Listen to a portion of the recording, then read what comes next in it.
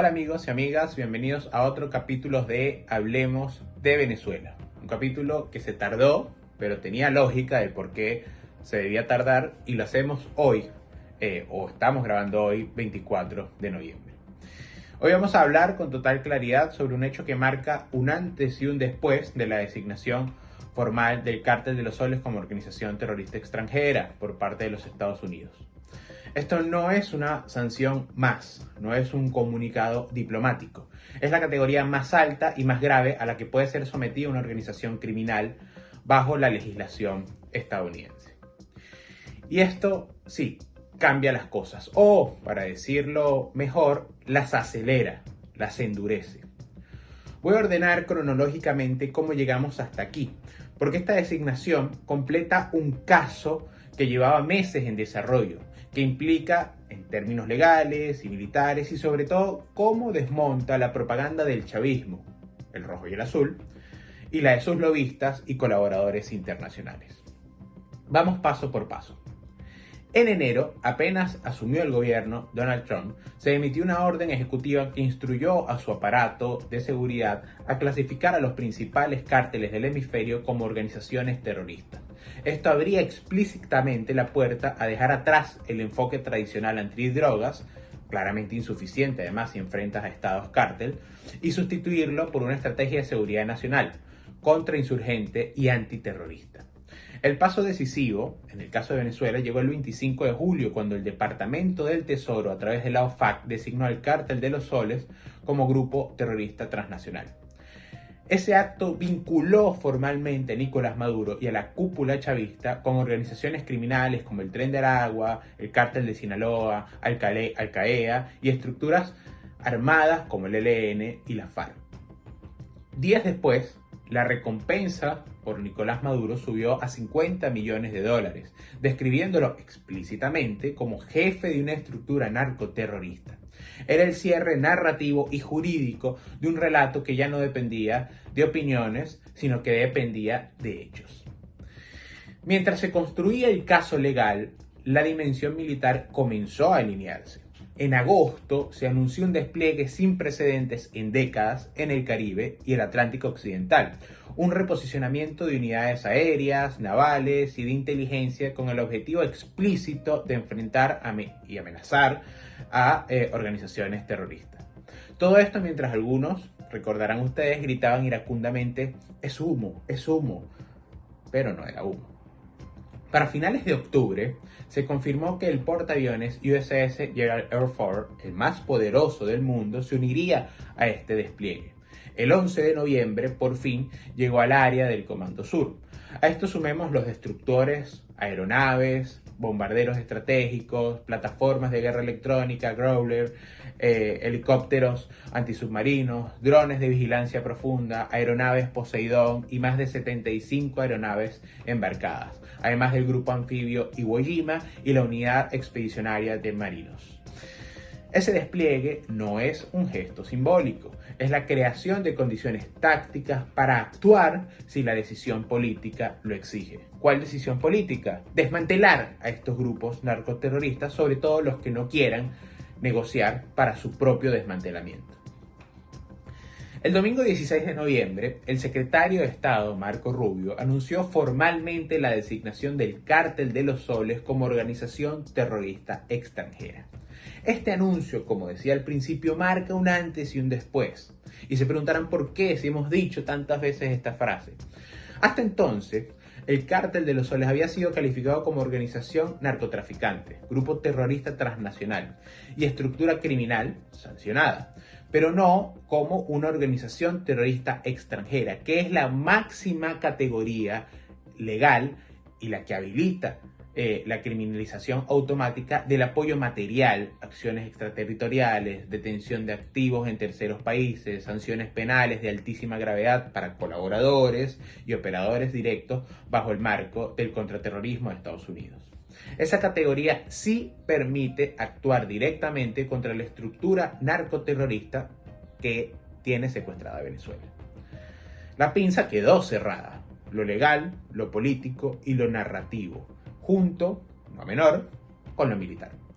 Este marco no puede entenderse sin un elemento central, que es la existencia de un gobierno legítimamente electo en Venezuela y que fue una victoria además incuestionable. El 28 de julio, el chavismo perdió por 40 puntos, aún en una elección plagada de irregularidades, no democrática, con represión y con 5 millones de venezolanos sin poder votar. El resultado consolidó un mandato popular absoluto que dejó sin argumentos a quienes defendían la ficción de la salida exclusivamente electoral. Al desconocer el resultado, instaurar un terrorismo de Estado, dicho así por la CIDH, secuestrar, desaparecer, torturar, asesinar, la tiranía destruyó su propia narrativa. Para Estados Unidos, esta legitimidad interna ha sido crucial, la legitimidad de Edmundo González Urrutia y María Corina Machado. Edmundo es el presidente electo de Venezuela. María Corina, hoy Premio Nobel de la Paz, además, es el liderazgo moral y político más reconocido en la región. Ese liderazgo no solo desmonta la propaganda chavista, sino que le da a la comunidad internacional un interlocutor legítimo y un proyecto democrático claro para el día después. Apenas una hora después de aquel anuncio de Rubio sobre el cártel de los soles, Trump declaró lo siguiente, y abro comillas: es posible que tengamos algunas conversaciones con Maduro. Ellos quieren hablar, cierro comillas. Luego esto lo ha repetido varias veces. Muchos lo interpretan como un gesto diplomático, pero fue exactamente lo contrario. Ese mensaje es un ultimátum codificado. Queda una última y muy estrecha oportunidad para una salida negociada, que es lo ideal. La última antes de que el marco legal y militar habilite medidas mucho más severas. Y eso comenzó a correr desde este 24 de noviembre. Y esta vez no se trata de conversaciones, ojo, repito acá, esto no se trata de conversaciones con operadores diplomáticos que durante años validaron el falso equilibrio chavista, como lo fue el hoy tristemente conocido por los venezolanos Juan González. Tampoco son diálogos de mentira, como ocurrió durante mucho tiempo antes, que lo que hacían era darle oxígeno al régimen de Nicolás Maduro. Se plantea una negociación, si la acepta el chavismo, ¿no? ¿Negociación para qué? Para su salida del poder, para el desmantelamiento del cártel de los soles. Esta vez, reitero, no hablan con Juan González en un gobierno que no ha entendido el chavismo como el de Joe Biden.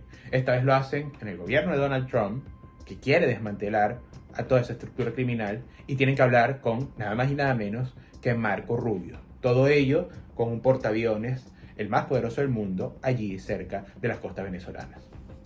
Hoy existe un nivel de consenso pocas veces vistos en Washington. La Casa Blanca, el Departamento de Estado, el Tesoro, con el Comando Sur, la DEA, el FBI, la Guardia Costera. Todos coinciden en algo fundamental.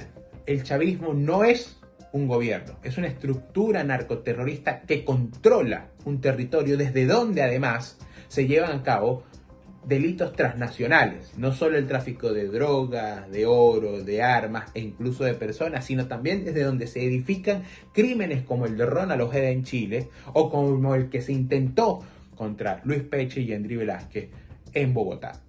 Por lo tanto, la solución ya no es electoral, pues eso ya lo decidimos, ni meramente diplomática, es de seguridad hemisférica. Todo lo político que se podía hacer ya se hizo, lo hicimos nosotros, a pesar de la barbarie. 40 puntos de diferencia el 28 de julio. Todo lo electoral lo hicimos. Lo que queda pertenece al ámbito donde se ubica ahora el cártel de los soles, que es el del contraterrorismo. Pocas veces en la historia coinciden tantas condiciones al mismo tiempo. Un liderazgo democrático fuerte, un gobierno legítimamente electo, una victoria aplastante, una sociedad unida, un marco legal internacional, una narrativa alineada y un despliegue militar completo en el Caribe. La libertad, sinceramente, se siente cerca, pero no está asegurada. Falta lo decisivo, que es el colapso de la estructura narcoterrorista chavista. La decisión final de cómo ocurrirá la tiene la tiranía, negociar su salida o volver a apostar por la fuerza. Y esta vez la apuesta tiene otro costo. Aquí empieza otra parte crucial, que quiero ser muy claro acá y que presten mucha atención los amigos que estén viendo este programa, que es desmontar la propaganda. Y quiero ser muy enfático aquí, reitero, quiero que me escuchen con atención. Porque muy pocos dramas humanos han sido tan analizados y tan mal explicados como el venezolano. ¿Por qué? Porque hay perezosos intelectuales, periodistas que suavizan la barbarie para poder entrar al país y hacer sus reportajes que al final terminan siendo convenientes para el chavismo.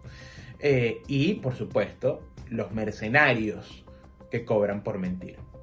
Son fáciles de identificar. Sus textos blanquean al régimen y repiten la narrativa oficial disfrazada de análisis, ¿no? O de periodismo. Pero la excusa de que Venezuela es compleja ya no tiene ninguna validez. Tras 26 años de destrucción, lo complejo sería no entender lo evidente. El Estado venezolano fue transformado en una estructura criminal híbrida. Parte tiranía, parte mafia, parte plataforma geopolítica, porque en Venezuela opera Cuba, opera Rusia, opera China, opera Irán. No se puede hablar de Venezuela sin hablar de la destrucción de las instituciones, de la corrupción de cientos de miles de millones de dólares, del ecocidio en el arco minero del Orinoco, los centros de tortura, los niños y adolescentes desaparecidos o que están muriendo de hambre, el asesinato transnacional de Ronald Ojeda en Chile y los atentados contra Luis Peche y Yandri Velázquez en Colombia, los vínculos con Hezbollah, Hamas, Sinaloa, FARC, ELN. Eso es el chavismo. Eso es lo que el mundo tiene que entender. Por todo ello, quiero colaborar con 3 puntos para enfrentar la propaganda chavista. La primera es que no se trata de tumbar un gobierno. El chavismo no es un gobierno. Esto le molesta a algunas personas, pero el chavismo no es un gobierno. Es una organización narcoterrorista que tiene secuestrado a Venezuela. El gobierno legítimo es el del Mundo González Urrutia. 2. Nada de esto es contra Venezuela o contra los venezolanos. El enemigo está identificado, que es el Cártel de los Soles. Para Estados Unidos es un grupo que envenena a su población y que es una situación de seguridad hemisférica. Para la región es un grupo que la desestabiliza, que crea peligro, que crea zozobra, que crea un centro donde todos los grupos criminales pueden operar con facilidad. Y para nosotros los venezolanos son una fuerza de ocupación que tiene más de 1000 presos políticos, que está torturando en este momento, incluyendo niños, y que nos ha robado una elección en la que decidimos ser libres. Y punto 3. El caos no empieza cuando caiga el chavismo. El caos es el chavismo. Su fin es el inicio del orden. Venezuela no es Afganistán, ni Libia, ni Irak, ni Haití. Tenemos un presidente electo, un liderazgo moral fuerte, un plan de transición, un apoyo internacional y una unidad social.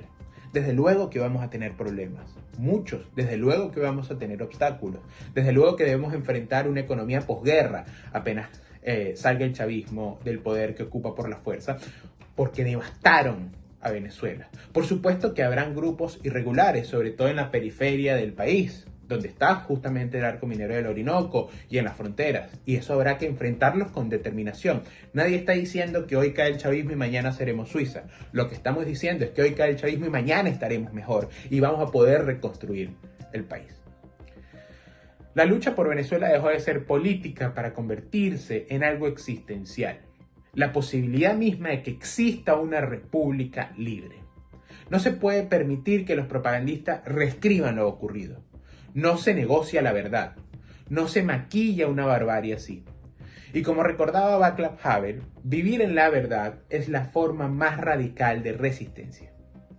La verdad está de nuestro lado, y la historia también. Y que sepan los propagandistas, lobistas y siervos de esta barbarie chavista. Desde ahora son aliados de un grupo terrorista, aliados de criminales, y las implicaciones legales y morales de ello son claras. Si este análisis te pareció útil, compártelo, ayuda a que más personas entiendan lo que realmente está ocurriendo en Venezuela y no olvides suscribirte a La Gran Aldea. Seguramente vienen días complejos, de modo que te recuerdo, verifica siempre la información. ¡Viva la libertad! Hasta la próxima.